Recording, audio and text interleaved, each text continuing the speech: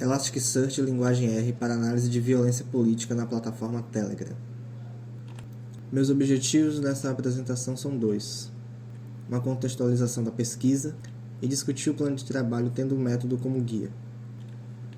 A pesquisa surge da observação dos fenômenos propiciados pela plataforma Telegram no ano de 2020 e 2021. A ideia central da pesquisa é compreender o papel do Telegram no compartilhamento de desinformação em grupos de extrema-direita.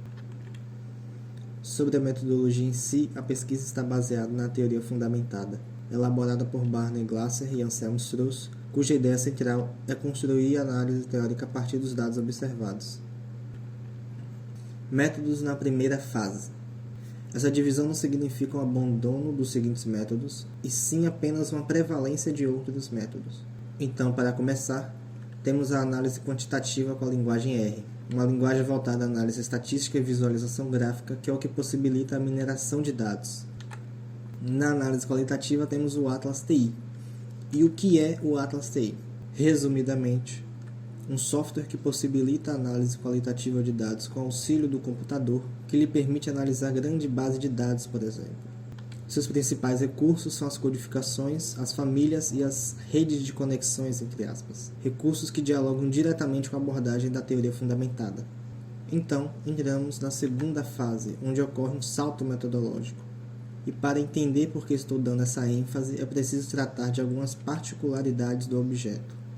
Em primeiro, temos apagões frequentes, isto é, a partir do momento em que o discurso de ódio ou o conteúdo desinformativo cumpre seu papel social, estas mensagens são apagadas, algo próprio da dinâmica desses públicos.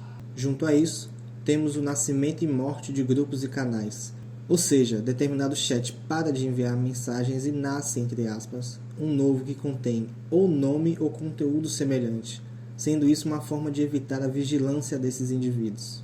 Assim, chegamos nas limitações do R e do Atlas TI.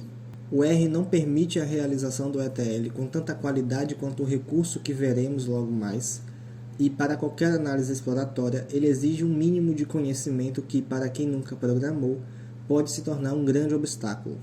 No sentido do Atlas TI, por mais que ele seja voltado à análise de grandes bases de dados, ele não te oferece uma visualização tão boa desses dados de forma geral, para uma análise exploratória, por exemplo. Então, trago dois breves exemplos sobre essas limitações.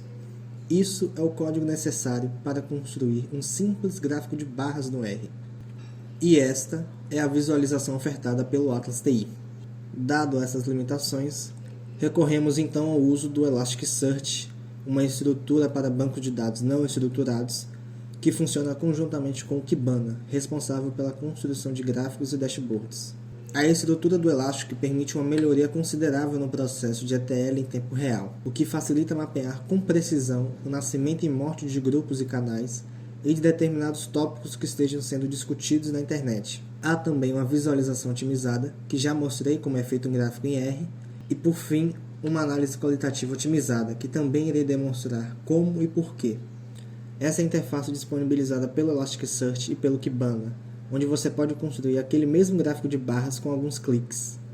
E, no âmbito da análise qualitativa, o Elasticsearch permite a visualização dos dados não estruturados com grande facilidade, como é possível perceber nessa seção de exploração dos dados, onde mostra os dados e já lhe oferece um gráfico de barras simples. Na barra de busca, você pode pesquisar por expressões específicas em toda a base de dados e, a depender das variáveis que foram construídas no processo dito anteriormente, você pode buscar por links, imagens, nome de grupos e canais, etc. Por fim, temos a ferramenta de períodos de tempo, algo essencial para a análise e que, pelo R ou pelo Atlas TI, encontra algumas limitações técnicas e exige conhecimentos computacionais um pouco maiores. Eu gostaria de dar mais exemplos concretos de como isso tudo reflete na análise de violência política, mas, dado o tempo e principalmente questões de privacidade e confidencialidade dos dados, eu evitei por trazer exemplos explícitos com os dados da pesquisa em si. E por isso mesmo trago essa seção de contribuições com alguns relatórios e artigos produzidos na pesquisa. Deixarei as referências à consulta pelo QR Code ou por um link externo, uma página que contém apenas as referências, e me despeço e agradeço pela atenção.